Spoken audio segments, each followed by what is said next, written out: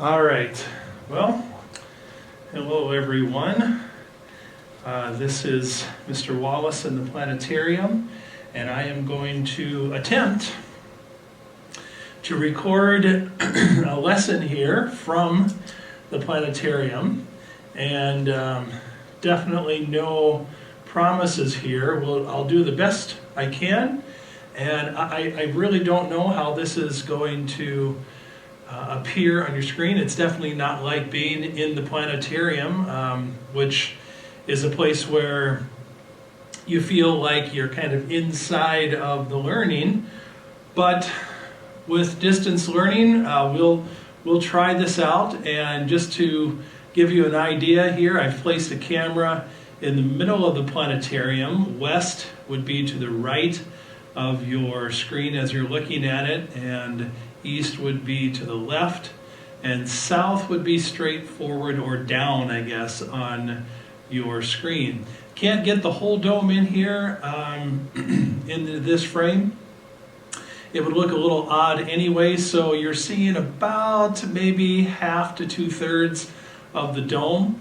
And so what we're going to do then for this try here, for this first time, is I will set our sky in motion, our time in motion, and basically I'm just going to I'm going to show you around one constellation and that you can currently see in the sky here in May.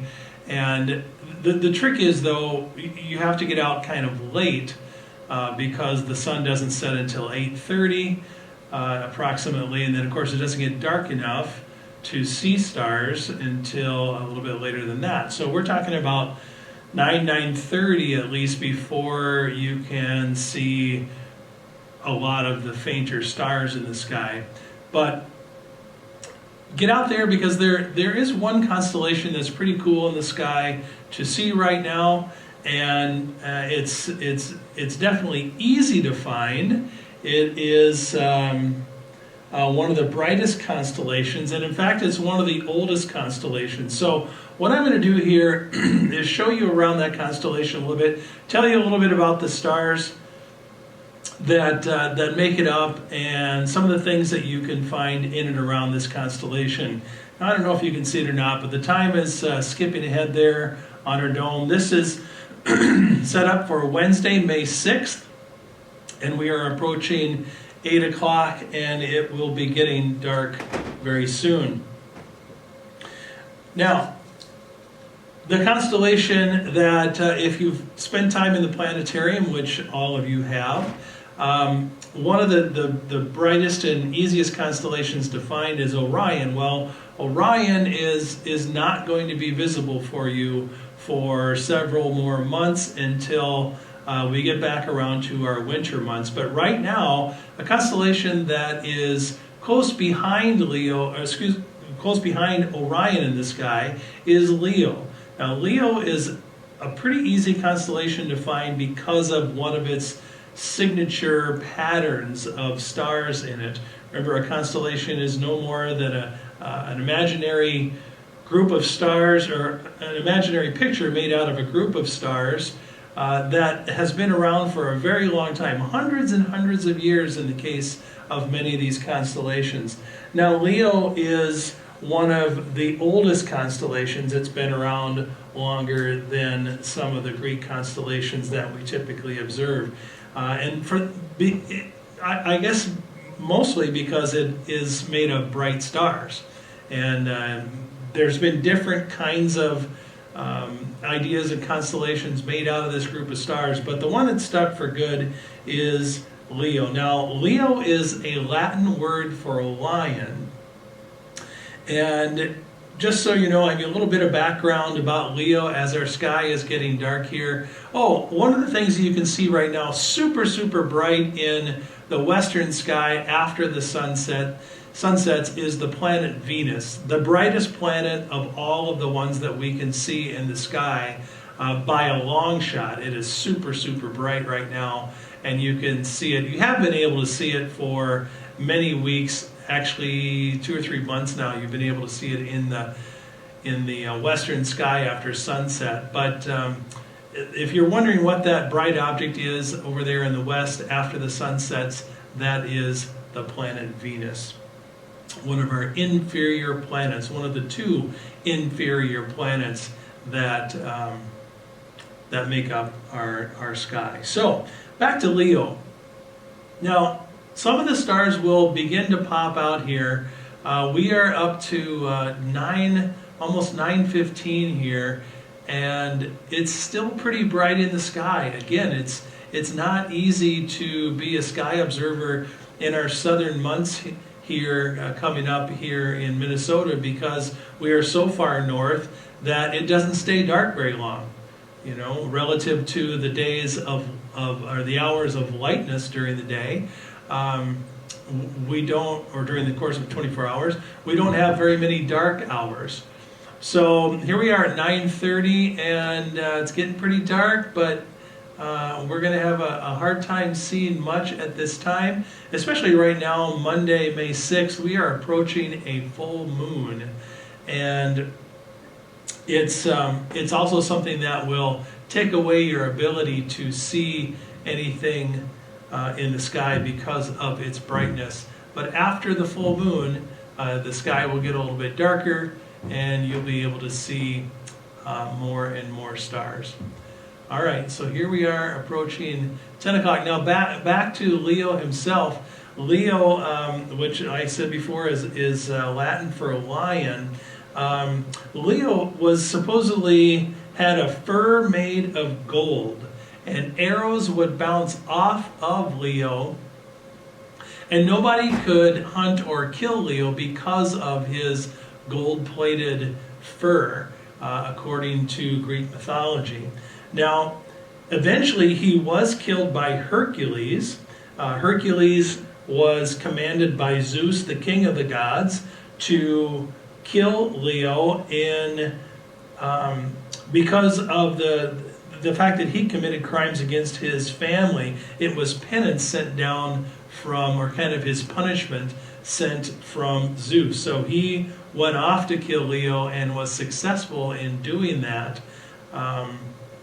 Now, it's the 12th largest constellation in the sky, so it's one of our largest, and it is made of 15 stars, and of those 15, 13 of them we know have planetary systems that orbit those stars. So as you're looking at Leo up in the sky, if you can find it, and you look at the number of stars that make it up, you can imagine planets that are orbiting around those stars, or almost all of them. The brightest star in Leo is called Regulus. Now, Regulus is a name that was used in the Harry Potter series. Regulus Black, he was Sirius Black's cousin, if I have my facts right. Cousin or brother, I think he was a cousin, but anyway, Regulus is the 22nd brightest star in our sky, and it is twice as hot as our sun. So I'm going to point out, let's get rid of the date and the time here, and then we're going to start pointing out some of those things that we can see in and around Leo. All right, so let's go to the constellation of Leo itself. Now, you can find Leo. Now, as you can see, hopefully you can see this red arrow, but there's our approaching full moon over here, low in our summer sky, or our spring sky. I guess it's not officially summer yet, but pretty soon. So Leo is easily found by this backwards question mark looking thing right here. These 8, 10 stars that make up this backwards question mark, also known as the sickle. It is an asterism in itself, kind of like the Big Dipper is. It's part of Leo, but it's not the entire constellation, because the entire constellation goes back here to this star, down to that one, across this kind of his stomach area, his tummy, and then out here to his paw. And if we are to look at Leo himself, let me go ahead and put our stick figure up here. You can see the entire thing right there. Again, 15 stars, 13 of them having planetary systems. Regulus is the star right at the bottom, right down here, that sort of dots that backwards question mark right there. Okay, and Regulus is 80 light years away from us. So if you find Regulus in the sky, just think about this for a minute. That starlight has been traveling to Earth for 80 years before it reaches your eye. So you are seeing that star as it was literally 80 years ago. If it exploded right now into a supernova, we wouldn't see that explosion for 80 years. That's the physics behind the whole light year distance things that we can measure in space. Okay. Now, Leo is said to come into spring like a lion, and that's because we can see Leo in the spring from March through, for sure, the end of May. And depending on sky conditions and so forth, it will get lower in the sky over here, closer to sunset, plus the sunset is later, so it makes it kind of difficult to see. We can only see it for a few months of our year. But look for that backwards question mark right there, and see if you can complete all of the stars of Leo. One of the things that we can do in here, as you know, is to take a look at drawings. And I think you've probably seen this one before, but there's Leo right there. His tongue is sticking out, and that would be what he was imagined to be in our sky. Okay, so that's Leo. Now, if it's one thing you can get out and see, that would be a great constellation to try to find. It's not typically one that we study much during the school year because it's kind of later on in the spring, and most of you have been in here by then. But if you can find Leo, that's pretty cool. And Regulus right there, a giant blue star, would be easy to spot. And just think about that one as being 80 light years away, and the 22nd brightest star in the sky, twice as hot as our sun. All right, so that's just a real quick lesson there, what you can find on at least one constellation. Of course, there are 88 constellations in all, but we'll just stick with that one for now and move on to one more thing here before we wrap it up. And that is, let me go ahead and clear a few things off here. And I am going to fly you to Earth, kind of in orbit, way out in space looking back at Earth. Now, as I do that, here it comes right there. And so one of the things, I don't know if you had a chance to be outside lately, but one of the very interesting things that we can see in our sky that we haven't been able to see ever, not that it's a good thing, but something that's brand new that's up there in the sky right now, and it is a line of satellites. Now, I don't know if any of you have seen this yet or not, but these were small satellites that were launched by a company called SpaceX. If you've heard of SpaceX before, it's Elon Musk, and he's the founder of SpaceX Corporation, and they are launching lots of different things into space. Well, one of the things that is a bit controversial are these satellites. Now, these satellites are, they've launched many of them. Okay, I don't know the number, several hundred actually, and their ultimate goal is to launch 12,000 of these satellites. Now, if you go out on any given night, you can see satellites pretty easily, especially right after sunset. You can see satellites traveling across the sky, and you can see their reflection pretty easily. And many of them are way out, and we use them for communications, for TV and radio and so forth. And then some of them are much closer, as you can see the green dots around the Earth here. But the satellites that Elon Musk and his corporation called SpaceX are a bit controversial because not only is he going to launch thousands of them, but they are in relatively low Earth orbit. and we get lots of reflections from the sun. Now, they don't produce any light, but we get reflections from the sun back to us, especially kind of right after sunset. Okay, and these satellites are interesting in a way, I think, because they follow each other in a tight line. Saw some the other night. They were spaced evenly apart. They have launched several batches of these satellites into space. And if you find a line, kind of a line of lights that are traveling with each other, that's one of those groups of those satellites. Now, the reason that it's controversial is because imagine trying to take an image of the sky, or you're doing research. You are a scientist and you are doing research on something in deep space, and you're imaging something, and all of a sudden this line of satellites travels by and ruins your imagery. So that's why it's very controversial. And right now, I believe there's only 2 or 3 of these sets of satellites that are up there. About 50 or 60 each. Okay, so we're talking maybe 100 to 200 satellites that have been launched so far, and they're talking about 12,000 of them. Wow, that's going to make a very interesting view here from planet Earth. And I think a lot of people are going to be a little bit upset about it. I'm not sure that we can do anything. The reason that they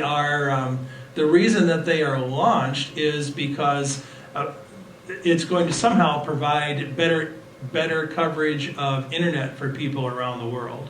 Okay, so that's the purpose of them. Now, I don't know if you can see or not very well, but you can see right here, there's a line that goes right through in this direction. All of these satellites are following each other. Now, let me see if I can put time in motion here. And there, you can see a line of them right there, all following each other. Okay? When these are first launched, each batch is first launched, they are very in tight formation. You can look at that right there. That's kind of cool, isn't it? I mean, it's cool to look at, but then when you think about it, wait a minute. You know, do we want a bunch of satellites that are clouding our view of the stars? You know, is it going to be a good thing for internet? Probably. But is it going to be a good thing to see the night sky? Well, I don't think so. But I don't know that there's going to be any change in that. Maybe over time, I guess I've read that over time these satellites may reach a different altitude, or they might not be as reflective as they are right now. But let me get you over here to the dark side of Earth, as we have it on the dome here. And let's see if we can see any of them. Oh, we're kind of at looks like we're at the South Pole. Yeah, let's get here. It looks like we're over Africa and Asia. And well, I'll stop it right there, and we'll see if we can see anything.